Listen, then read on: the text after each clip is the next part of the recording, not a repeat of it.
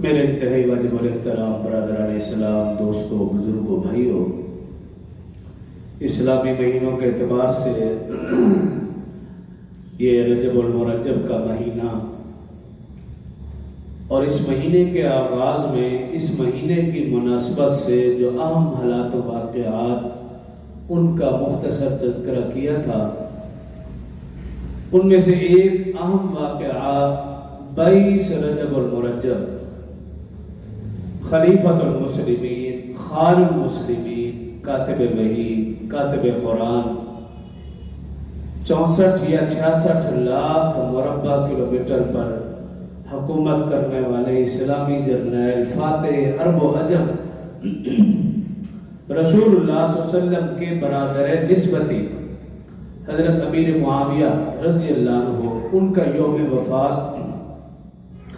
تو اسی مناسبت سے آج کے مختصر سے خطبہ میں صحابہ کرام کے متعلق اہم عقائد کا پہلے مختصر ذکر کروں گا، پھر حضرت امیر معاویہ رضی اللہ عنہ کے فضائل آپ کے سامنے عرض کروں گا۔ علامہ ڈاکٹر خالد محمود رحمت اللہ تعالی نے اپنی کتاب خلفائے راشدین صفحہ نمبر 147 اس کے اوپر لکھا کہ صحابہ کرام رضوان اللہ علیہ مجمعین کے متعلق چند بنیادی عقائد کا معلوم ہونا بھی ضروری ہے اور ان پر ایمان رکھنا بھی ضروری ہے۔ ان میں سے سب سے پہلا عقیدہ لکھتے ہیں، جس طرح اللہ رب العزت نے انسانیت کی ہدایت کے لیے انبیاء کرام مبعوث فرمائے، یہ انبیاء کرام اللہ کے نمائندے ہیں۔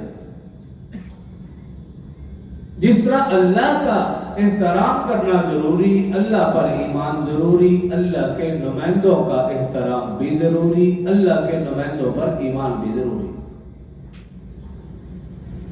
اسی طرح رسول اللہ صلی اللہ علیہ وآلہ وسلم کے نمائندے صحابہ کرام رضوان اللہ علیہ مجمعین ہیں، جس طرح رسول اللہ صلی اللہ علیہ وسلم پر ایمان ضروری، آپ صلی اللہ علیہ وسلم کا احترام ضروری، اسی طرح آپ کے نمائندوں کا یعنی صحابہ کرام پر ایمان بھی ضروری، صحابہ کرام کا احترام بھی ضروری، جس کو انہوں نے یوں لکھا کہ صحبت بہت بڑی چیز ہے۔ جس کو رسول اللہ صلی اللہ علیہ وسلم کی صحبت حاصل ہو گئی وہ صحابی ہے اور اپنے ماں باپ کے بڑے بڑوں سے بہت اعلیٰ و افضل ہے۔ اس کے بعد میں آنے والے کتب ہوں، ابدال ہوں، غوث ہوں، ائمہ ہوں، مفسرین، محدثین، محققین، وہ سب سے آخری صحابی کی شان تک بھی نہیں پہنچ سکتے۔ ایک تو یہ عقیدہ، اور دوسرا فرماتے ہیں کہ صحابہ کرام رضوان اللہ علیہ مجمعین میں مراتب ہیں، ان کا بھی لحاظ اور خیال رکھا جائے۔ 1.25 لاکھ کے 1.25 لاکھ صحابہ جنتی بھی ہیں، اور سب کے لیے جو اللہ رب العزت نے لقب عطا فرمایا وہ ہے رضی اللہ عنہ و رضوا عنہ۔ اللہ فرما رہے ہیں میں ان سے راضی ہوں، وہ مجھ سے راضی ہوں۔ لیکن ان میں سے مراتب کے 1.25 لاکھ میں سے وہ صحابہ جو حدیبیہ میں شریک تھے، ان کا ذکر قرآن پاک سورۃ الفتح لقد رضی اللہ عن المؤمنین اذ یبایعونک تحت الشجرہ فرماتے ہیں ان 1.25 لاکھ میں سے ان کا مقام مرتبہ دیگر صحابہ سے زیادہ ہے۔ پھر ان میں سے جو حضرات بدر میں شریک تھے 313، ان کا مقام دیگر صحابہ سے بھی زیادہ۔ پھر ان بدری صحابہ میں سے جو 10 مبشرہ 10 صحابہ ہیں جن کا نام لے کر رسول اللہ صلی اللہ علیہ وسلم نے فرمایا کہ یہ جنتی ہیں، ان 10 کا مقام مرتبہ پھر دیگر سے بھی زیادہ۔ اور پھر ان 10 میں سے چاروں خلفاء اربعہ ابوبکر، عمر، عثمان، علی رضی اللہ عنہم، ان چاروں کا پھر دیگر سے بھی مقام مرتبہ زیادہ۔ اور پھر ان چاروں میں سے افضل البشر بعد الانبیاء سیدنا ابوبکر صدیق رضی اللہ عنہ، ان کا مرتبہ انبیاء کے بعد سب سے زیادہ ہے۔ یہ ایمان بھی ضروری اور ان مراتب کا لحاظ رکھنا بھی ضروری ہے۔ ان کا ذکر بھی قرآن پاک میں جا بجا ہے اور حدیث مبارکہ میں جا بجا۔ تیسرا عقیدہ لکھتے ہیں ان چاروں خلفاء کا امت میں افضل ہونا خلافت کی وجہ سے نہیں ہے۔ اگر ان چاروں کو خلافت نہ بھی ملتی پھر بھی یہ امت میں سب سے افضل ہے۔ خلافت کی وجہ سے ان کا مقام مرتبہ نہیں ہے کہ چونکہ ابوبکر پہلے خلیفہ ہیں تو لہذا ہم ان کو افضل سمجھے، ایسا نہیں ہے۔ ان چاروں کا امت میں افضل ہونا خلافت کی وجہ سے نہیں ہے۔ اگر ان چاروں کو خلافت نہ بھی ملتی پھر بھی یہ چاروں پوری امت میں افضل ہوتے ہیں۔ یہ مسلمان کے لیے عقیدہ رکھنا ضروری ہے، اس کو پتہ ہونا چاہیے، بنیادی عقائد ہے، اپنی طرف سے نہیں کہ علامہ خالد محمود رحمت اللہ تعالی پی ایچ ڈی لندن والے، اللہ ان کی قبروں پر کروڑوں رحمت نازل فرمائے، اپنی کتاب خلفاء راشدین کے صفحہ 147 پہ لکھتے ہیں۔ اگلا عقیدہ یہ لکھا کہ انبیاء کرام علیہ السلام معصوم ہیں، ان سے گناہ ہو ہی نہیں سکتا، لیکن صحابہ کرام رضوان اللہ علیہم اجمعین محفوظ ہیں کہ گناہ تو ہو سکتا ہے لیکن اللہ ان کی حفاظت فرماتے ہیں۔ اور پھر لکھا کہ اگر ان سے کوئی گناہ ہوا بھی اللہ ان کے نیک اعمال کی وجہ سے ان کے گناہوں کو معاف فرما دیں گے۔ محفوظ عن الخطا، صحابہ کرام کے متعلق یہ عقیدہ رکھنا ضرور ہے۔ اور پھر اگلا عقیدہ فرماتے ہیں کہ چاروں خلفاء کا خلیفہ بننا یہ من جانب اللہ ہے، ان کے علاوہ باقیوں کا خلیفہ بننا وہ من جانب اللہ نہیں کہ یہ اللہ کی طرف سے ہے۔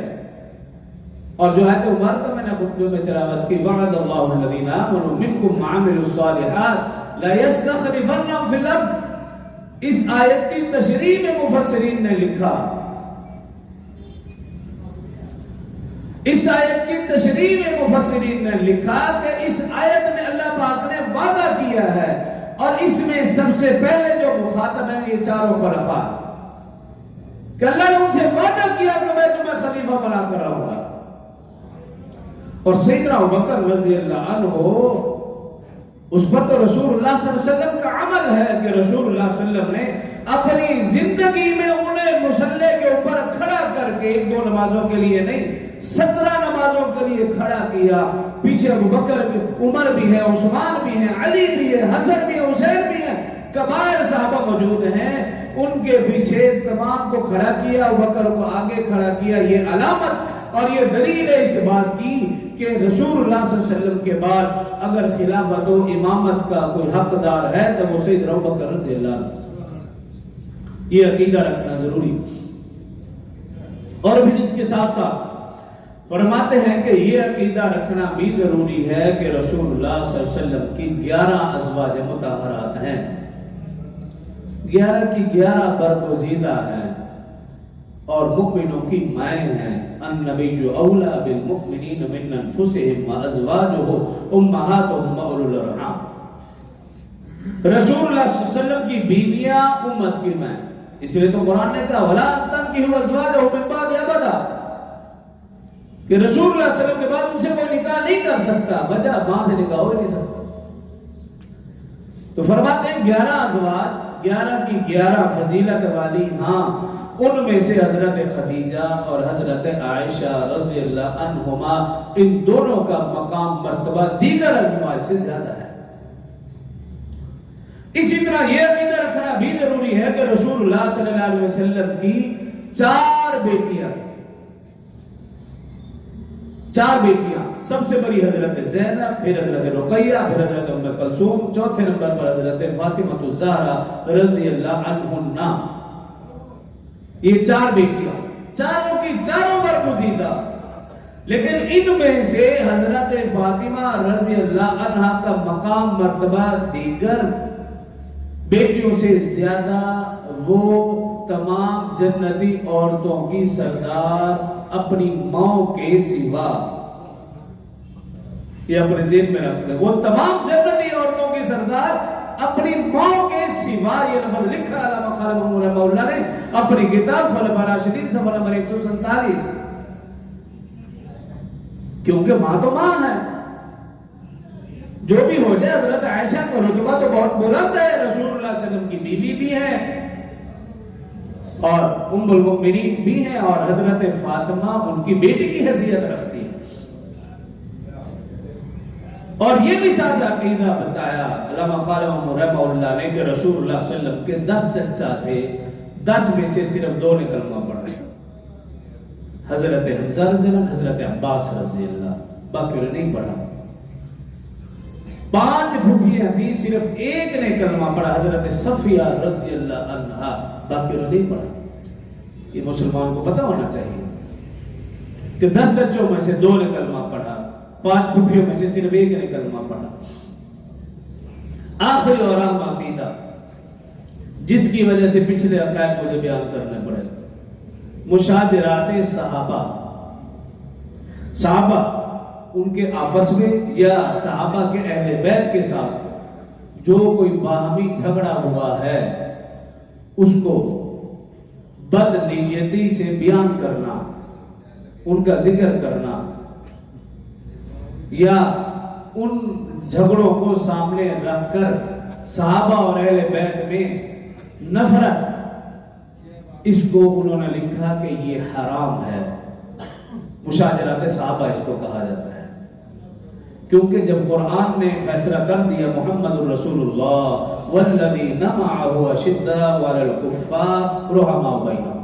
کہ وہ کافروں کے بارے میں تو انتہائی سخت لیکن آپس میں انتہائی رحم دل, تو قرآن کا فیصلہ اٹل اور آخری. قرآن کے مقابلے میں تاریخ کے وہ اوراق جن میں صحابہ اکرام کے جھگڑوں کو بد نیتی سے بیان کیا جاتا ہے, اہل بیت اسلام کے جھگڑوں کو بد نیتی سے بیان کیا جاتا ہے, ان اوراق کو گندی نالی میں پھینک دینا چاہیے. قرآن کے مقابلے میں ان کی کوئی حیثیت نہیں, کیونکہ جب قرآن میں اللہ رب العزت نے ان کی شان, جب اللہ راضی ہے تو مجھے اور آپ کو یاد کے بے ایمان کو کیا تکلیف ہے؟ وہ ہوتا کون ہے صحابہ اکرام رضوان اللہ علیہم اجمعین کے بارے میں زبان درازی کرنے والا, یا وہ تاریخ لکھنے والا ایسا بدبخت اس کے ہاتھ کیوں نہیں ٹوٹے جب تو نے صحابہ اور اہل بیت کے بارے میں نفرت پیدا کرنے کی کوشش کی؟ اور دیکھ لیجیے آج بھی کوئی بھولے بھالے سنی ہیں, اب بھی ہیں ایسے, وہ 22 رجب کو کھاتے پیتے نظر آئیں گے اونٹوں کے نام پر. بھئی اگر بے ایمان خوشی منائے کسی صحابی کی وفات پر ہمیں اعتراض نہیں ہے, ہمیں خوشی ہوتی ہے کہ پتہ چل رہا ہے کہ تو واقعی بے ایمان. لیکن جب ایمان والا ایسی رسم میں شریک ہو جائے تو پھر ایک مسلمان کا دل, صرف مسلمان نہیں, میرا ایمان عقیدہ ہے صحابہ کا دل, رسول اللہ صلی اللہ علیہ وسلم کا دل دکھتا ہوگا. یہ کیسا بے ایمان ہے ایک صحابی کی وفات پر, اور وہ بھی عظیم صحابی, کاتب وحی, کاتب قرآن, فاتح عرب و عجم, ان کی یوم وفات پر یہ خوشی منانے والا اس سے بڑا کائنات میں بدبخت ہو ہی نہیں سکتا. جب تک نہیں پتہ وہ تو ایک غلط بات ہے, لیکن پتہ چل جانے کے بعد پھر بھی ان کی خوشی میں شریک ہوں بدبختوں کے ساتھ, تو پھر اپنے ایمان کی فکر کرنی چاہیے. تو مشاجرات صحابہ جو باقی معاملات ہوئے ہیں, یہ نہیں کہ انکار کیا جا رہا ہے کہ ہوا ہی نہیں, جنگ جمل ہوئی, جنگ صفین ہوئی, لیکن اس کے باوجود بھی اللہ راضی ہے کہ مجھے اور آپ کو کسی نے حق دیا. اور اگر آپ صحیح معنوں میں ان کی تحقیق کریں تو اس کے باوجود بھی صحابہ اور اہل بیت کا آپس میں ایسا جو احترام تھا, اس کی 1-2 مثالیں میں نے پچھلے جمعے میں بیان کی, آج بھی 1-2 روایت ایسی بیان کروں گا, آپ کو اندازہ ہو جائے گا کہ اس کے باوجود بھی صحابہ اور اہل بیت میں کتنا آپس میں مضبوط رشتہ بھی تھا, جسمانی, اور مضبوط رشتہ بھی تھا ایمانی.